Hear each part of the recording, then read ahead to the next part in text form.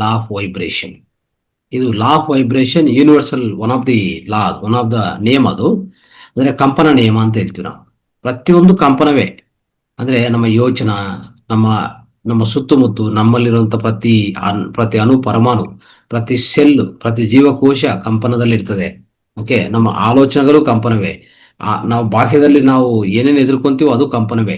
So ಅದಕ್ಕೋಸ್ಕರ ನಮ್ಮ ಕಂಪನಗಳು ಸರಿ ಮಾಡ್ಕೊಂಡ್ರೆ ಕಂಪನ frequency, okay, law of vibration ಅಂತೀವಿ.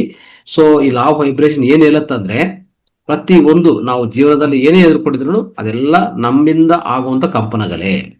ಆ ಕಂಪನಗಳನ್ನು ಸರಿಪಡಿಸ್ಕೋಬೇಕಷ್ಟೇ.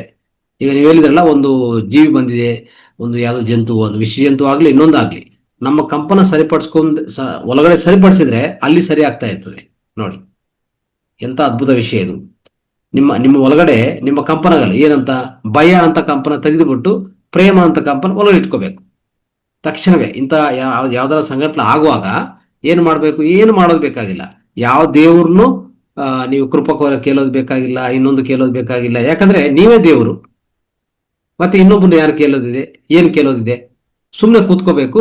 ನಮ್ಮಲ್ಲಿ ಏನ್ ಮಾಡಬೇಕು, ಆ ಜಂತು ಬಗ್ಗೆ ಕಂಪನವನ್ನು, ಆದ್ರೂ ಏನಾದ್ರೂ ಸ್ವಲ್ಪ ಭಯ ಅಂತ ಕಂಪನ ಇದ್ರೆ ಆ ಭಯ ಕಂಪನವನ್ನು ಪಕ್ಕಿಟ್ಬಿಟ್ಟು ಪ್ರೇಮ ಅಂತ ಒಂದು ಕಂಪನವನ್ನು ನಿಮ್ಮ ಒಳಗಡೆ ಹಾಕೊಳ್ಳಿ. ತಕ್ಷಣವೇ ಆ ಜಂತು ನಿಮ್ಮ ಹತ್ರ ಬರ್ತದೆ, ಕೂತ್ಕೊಂತದೆ, ಮಾತಾಡ್ತದೆ, ಹೋಗ್ತದೆ. ಏನು ಮಾಡೋದಿಲ್ಲ ನಿಮ್ಗೆ. ಅರ್ಥ ಆಯ್ತಾ? ಸೊ ಈ ಕಂಪನ frequency, the law of vibration you can apply anywhere in this universe.